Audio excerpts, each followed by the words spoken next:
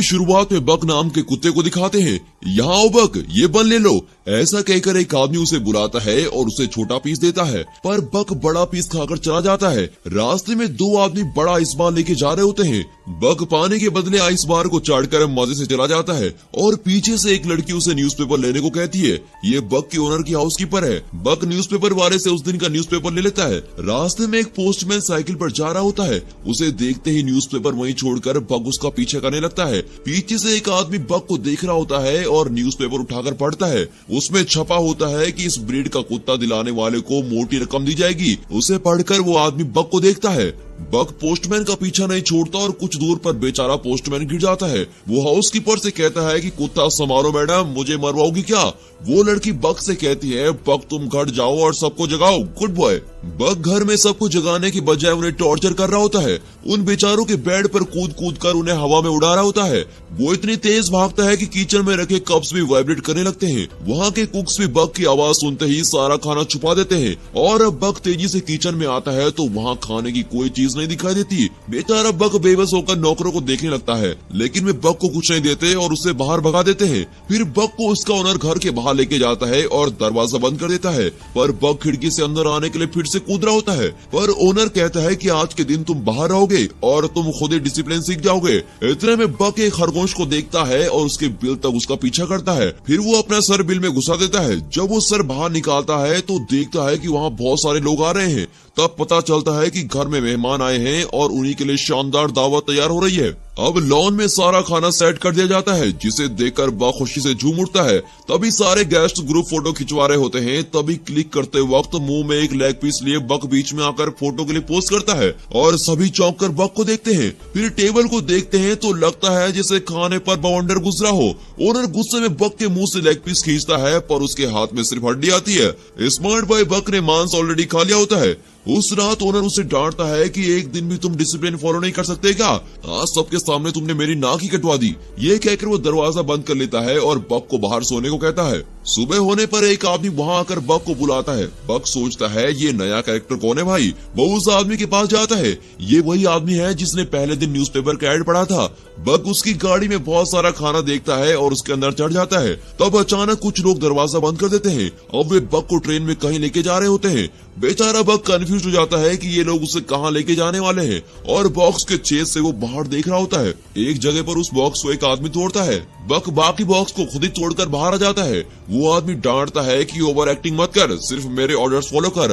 बक उस पर झपटता है, पर वो छड़ी से उसे मारता है। अब बक किसी तरह संभल कर खड़ा हो जाता है। वो आदमी कहता है कि मेरी बात मानोगे तो नहीं मारूंगा, समझे? और डर के मारे बेचारा बक चुपचाप हो जाता है। फिर वो बक को एक खंभे से बांध देता है। बक रस्सी तोड़ता है और सबको धक्का देकर ऊपर भागता है। ऊपर जाकर पता चलता है कि वो एक शिप में है और वो शिप अलास्का जा रहा है। अब वे बक को एक बूढ़े के हवाले करते हैं। बक को वहाँ के लोगों के पहनावा थोड़ा अजीब सा लगता है। चलते चलते वो पहली बार बर्फ पर पैर रखता है और उस मोमेंट को बहुत ही इंजॉय कर रहा होता है। इतने में बर्फ गिरने लगता है और उसकी खुशी का तो ठिकाना नहीं होता। कुछ दूर पर वो जॉन नाम के एक बूढ़े से टकराता है। जॉन उसे देखकर चला जाता है, पर उसका माउथ ऑर्गन गिर जाता है। बक उसे उठाकर जॉन का पीछा करता है। अब जॉन शिप पर चढ़ जाता है और मुड़कर देखता है कि बक के मुंह में उसका माउथ ऑर्गन है। वो अपना माउथ ऑर्गन ले लेता है। तभी एक आदमी बक के गले में रस्सी डालकर लेके चला जाता है।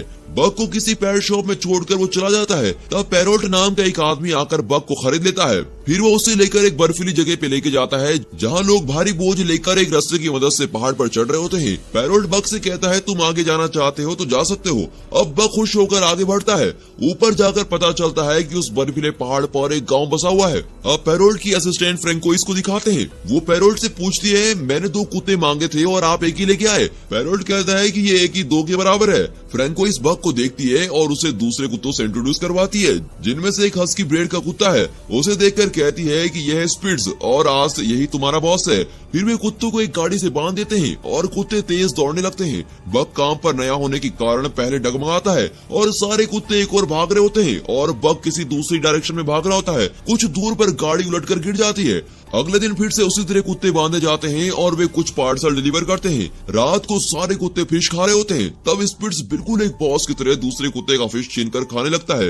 ये देखकर बक उस बेचारे को अपना फिश दे देता है। उसकी रहमदिली देखकर बाकी कुत्तों के दिल में बिग बी का गाना तेरे जैसा यार कहाँ कहाँ ऐसा याराना ये प्ले हो रहा होता है। अब अगले दिन वहाँ का तालाब फ्रीज हो जाता है। उसमें छोटा गड्ढा बनाकर स्पिट्स अकेला पानी पीता है और दूसरे कुत्तों को पीने नहीं देता।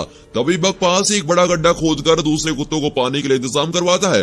अब पैरोल्ट और फ्रैंकोइस उस फ्रोजन लेक पर चल रहे होते हैं। अचानक बर्फ मेल्ट होता है और फ्रैंकोइस पानी में गिर जाती है। बक तुरंत दौड़कर पानी में कूद जाता है और फ्रैंकोइस को बचा लेता है, लेकिन खुद पानी में डूबने लगता है। बक बक चिल्लाकर पैरोल्ट चिल्लाने लगता है और उसे हाथ देता है, पर वो नजर नहीं आता। पैरोल्ट मायूस होकर बैठ जाता है। तभी उसे कोई एक छड़ी पकड़ाता है। वो उस छड़ी से बर्फ को तोड़ते हुए मुड़कर देखता है तो वहाँ बक खड़ा होता है। पैरोल्ट खुशी से उससे गले लगा लेता है।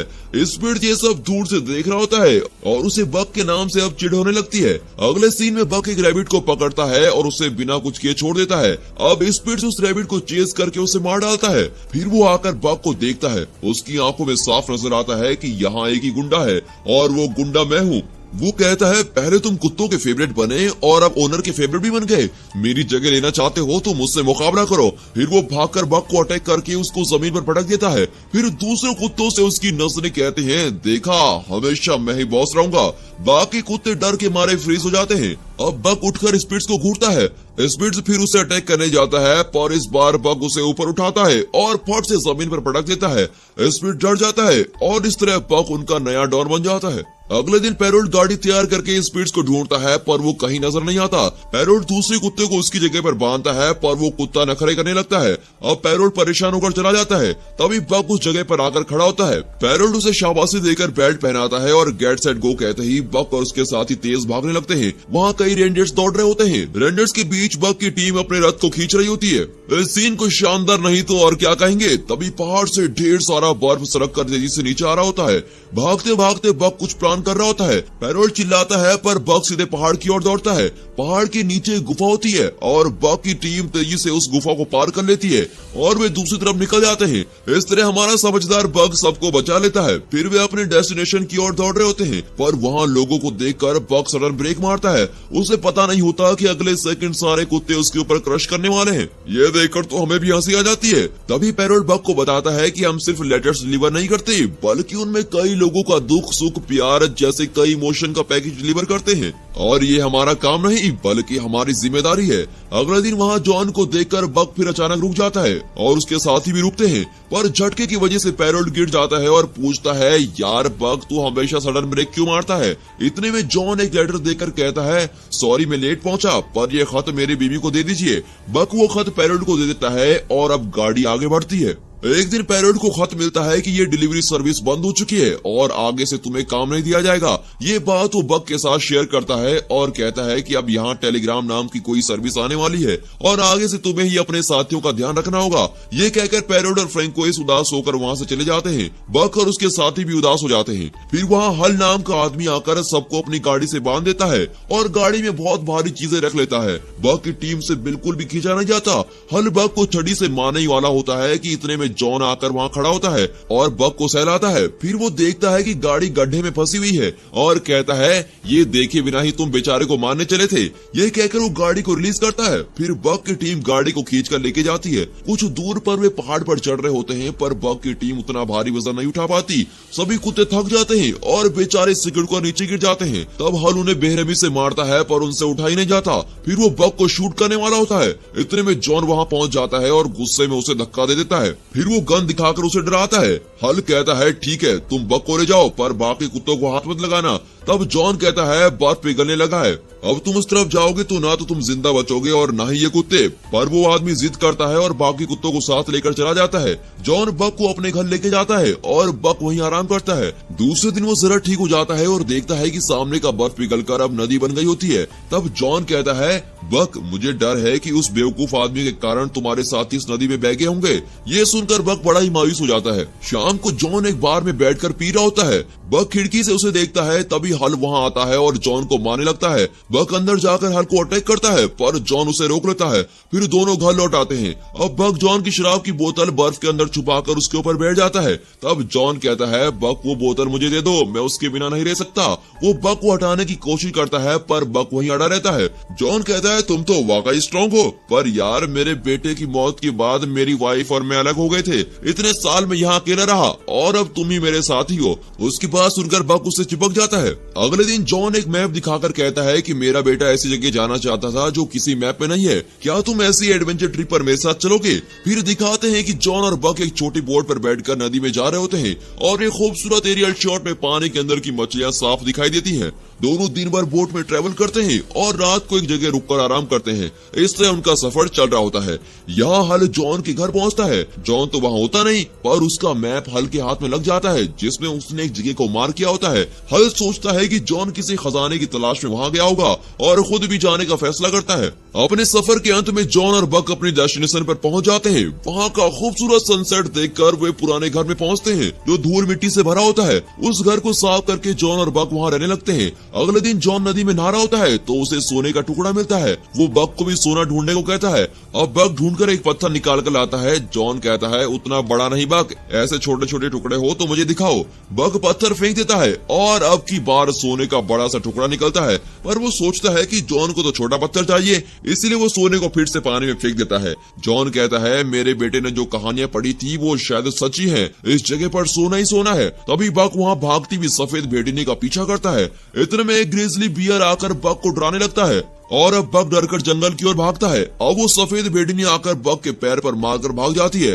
बक अपना पैर उस भेड़नी के फुटप्रिंट पर रखता है तो देखता है कि दोनों एकदम मैच होते हैं। अब बक को लगता है कि अरे ये तो मेरी नस्ल की लगती है। अगली सुबह बक नदी के किनारे लेटा होता है। भेड़ियों का एक झुंड वहाँ किसी सुअर का शिकार कर रहा होता है। उनमें से एक भेड़िया नदी में गिर जाता है और पानी के साथ खींचा चला जाता है। कुछ दूर पर एक पेड़ गिरा हुआ होता है और भेड़िया उसे पकड़ लेते हैं।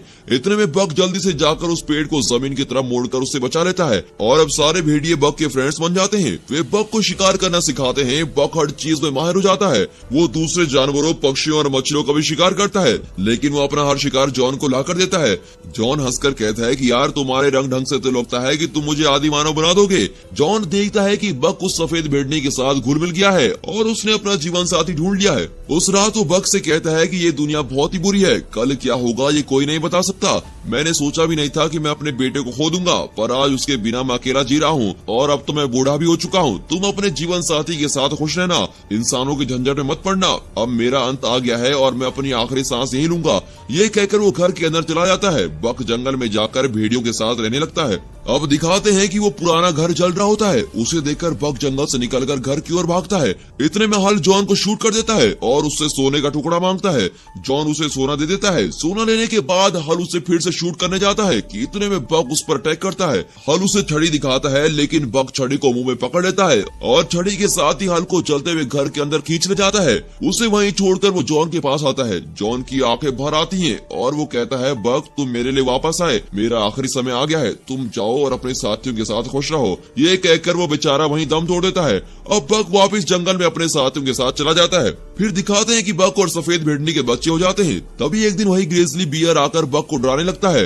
अब बक निडर होकर उसकी ओर जाता है तो वो ग्रिजली बियर चुपचाप रास्ता छोड़ देता है। अब बक जले हुए उस घर को देखता है और उसे उन सब की याद आती है जिन्होंने उसे पाला पोसा था और मुश्किल समय में उसका साथ दिया था। फिर ये सोचकर उसका चेहरा खिल जाता है कि कई मुश्किलों को पार करने के बाद वो एक झुंड का लीडर बन गया है। और बक की इसी सफलता के साथ ये मूवी यहाँ पर खत्म होती है।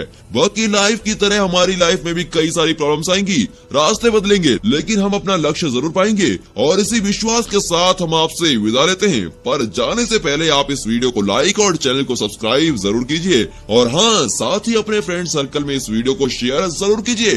And finally, thanks for watching.